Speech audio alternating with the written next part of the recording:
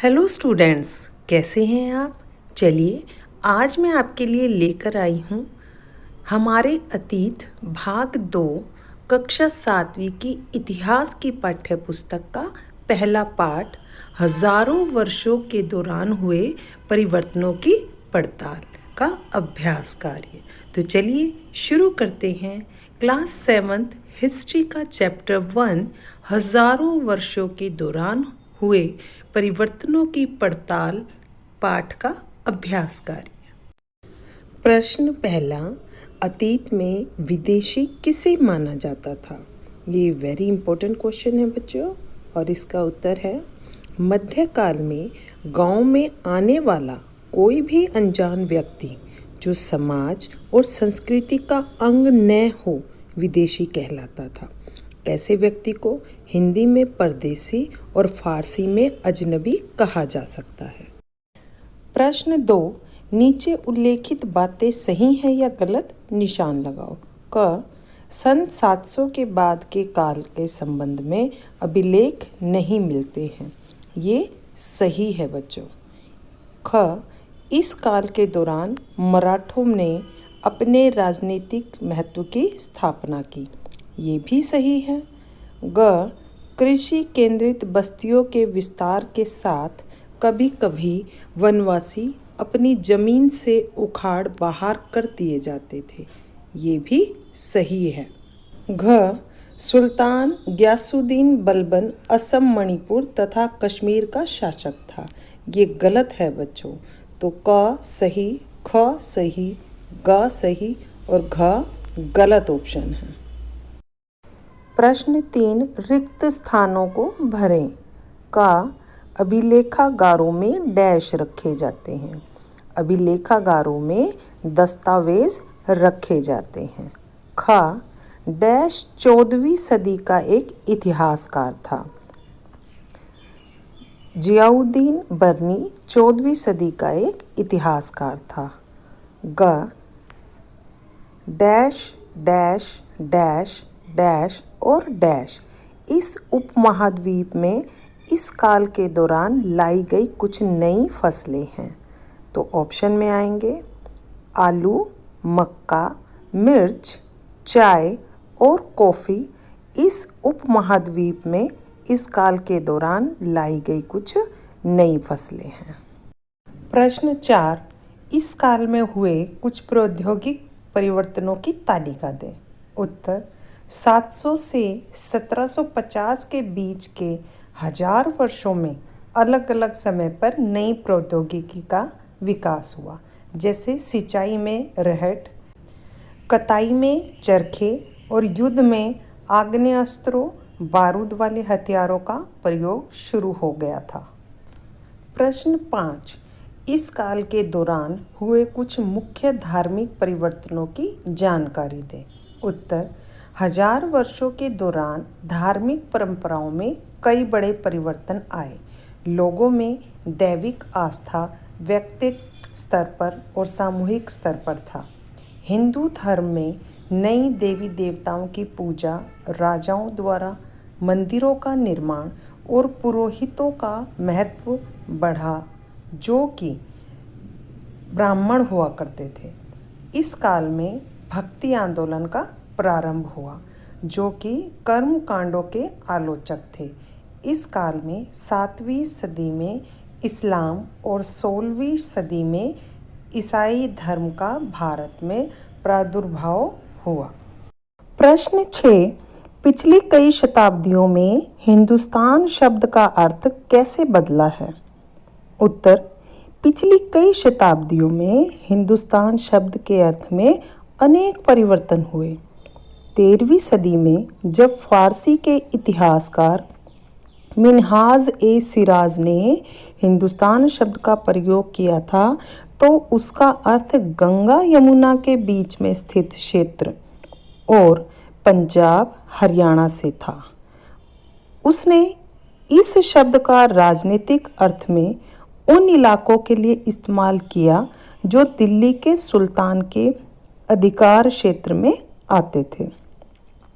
इसके विपरीत 16वीं सदी के आरंभ में बाबर ने हिंदुस्तान शब्द का प्रयोग इस उपमहाद्वीप के भूगोल, पशु पक्षियों और यहाँ के निवासियों की संस्कृति का वर्णन करने के लिए किया। यह प्रयोग 14वीं सदी के कवि अमीर खुसरो द्वारा भी किया गया था।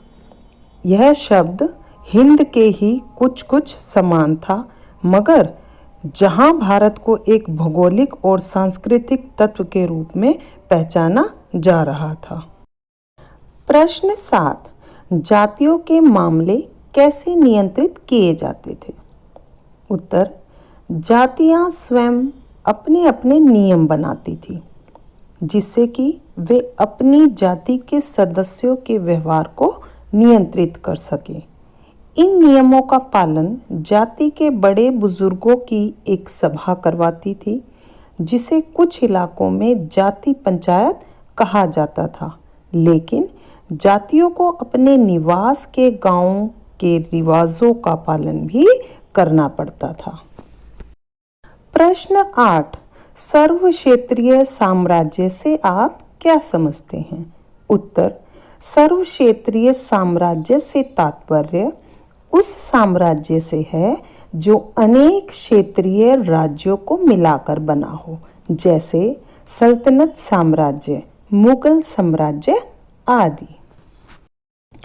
प्रश्न 9, पांडुलिपियों के उपयोग में इतिहासकारों के सामने कौन कौन सी समस्याएं आती हैं? ये क्वेश्चन बहुत इम्पोर्टेंट है बच्चों, और इसका उत्तर है पांडुलिपियों के उपयोग में इतिहासकारों के सामने निम्न समस्याएं आती हैं। पहला, कई बार पांडुलिपियों की लिखावट को समझने में दिक्कत आती है। दूसरा, आज हमें लेखक की मूल पांडुलिपि शायद ही कहीं मिलती है। तीसरा, मूल पांडुलिपि की नई प्रतिलिपियां बनाते समय लिपिक छोटे मोटे फेरबदल करते चलते थे, कहीं कोई शब्द, कहीं कोई वाक्य। सदी दर सदी प्रतिलिपियों की भी प्रतिलिपियां बनती रही और अंततः एक ही मूल ग्रंथ की भिन्न भिन्न प्रतिलिपियां एक दूसरे से बहुत अलग हो गई। चौथा पॉइंट है, इतिहासकारों को बाद के लिपिकों द्वारा बनाई गई प्रतिलिपियों पर ही पूरी तरह निर्भर रहना पड़ता है। इसलिए इस बात का अंदाज़ा लगाने के लिए कि मूलतः लेखक ने क्या लिखा था, इतिहासकारों को एक ही ग्रंथ की विभिन्न प्रतिलिपियों का अध्ययन करना पड़ता है। प्रश्न 10, इतिहासकार अतीत को कालों या युगों में कैसे विभाजित करते हैं? क्या इस कार्य में उनके सामने कोई कठिनाई आती है? उत्तर, अधिकतर इतिहासकार आर्थिक तथा सामाजिक कारकों के आधार पर ही अतीत के कालखंडों की विशेषताएं तय करते हैं।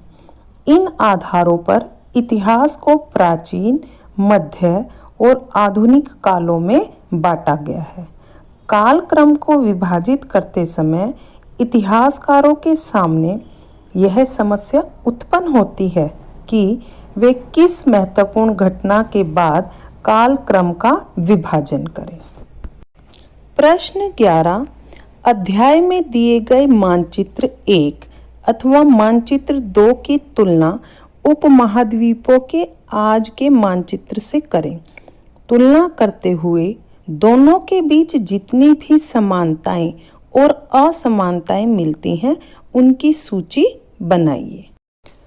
उत्तर, मानचित्र 1 अरब भूगोलवेत्ता अल इदरीसी ने 1154 में बनाया था। मानचित्र 2 एक फ्रांसीसी मानचित्रकार ने 1720 में बनाया था। दोनों मानचित्रों में कुछ समानताएं और असमानताएं हैं। तो पहले समानताएं देखते हैं। दोनों मानचित्रों में समानताएं। इस मानचित्र के में वर्तमान मानचित्र की भांति भारतीय उपमहाद्वीपों को दर्शाया गया है। इस मानचित्र में कुछ जाने पहचाने नाम भी हैं, जैसे कन्नौज, सूरत आदि। असमानताएं, अल इदरीसी के नक्शे में दक्षिण उस जगह है जहां हम आज उत्तर भारत को देखेंगे, और श्रीलंका का द्वीप ऊपर की तरफ है। जगहों के नाम अरबी में दिए गए हैं।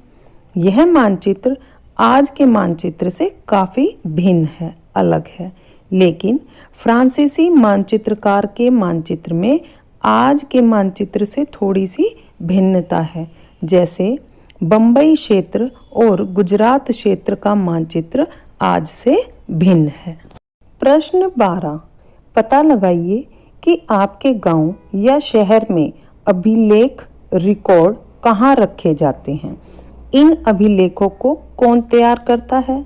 क्या आपके यहाँ कोई अभिलेखागार है? उसकी देखभाल कौन करता है? वहाँ किस तरह के दस्तावेज संग्रहित हैं? उनका उपयोग कौन लोग करते हैं? उत्तर, ग्रामीण क्षेत्रों के अभिलेख रिकॉर्ड जिला मुख्यालय में रखे जाते हैं। इन अभिलेखों को विभिन्न विभाग के कर्मचारी तैयार करते हैं तथा शहरों के अभिलेख नगर निगम कार्यालयों में रखे जाते हैं, और ऐतिहासिक अभिलेख को अभिलेखागारों में रखा जाता है। अभिलेखागार की देखभाल उसके अंदर नियुक्त कर्मचारी द्वारा की जाती है। इनका उपयोग शोधार्थियों द्वारा अथवा विभिन्न विभागों द्वारा समय समय पर किया जाता है। स्टूडेंट्स, अब आप इस अभ्यास कार्य के वीडियो को ध्यान से देखेंगे और अपनी नोटबुक में इन सभी प्रश्न उत्तर को नोट करेंगे और अपनी अध्यापिका से चेक कराएंगे तथा इन्हें याद भी करेंगे। और अगर आपने अभी तक मेरे चैनल को सब्सक्राइब नहीं किया है तो जल्दी से सब्सक्राइब कीजिए ताकि सभी एजुकेशनल वीडियोस को आप देख सकें। धन्यवाद।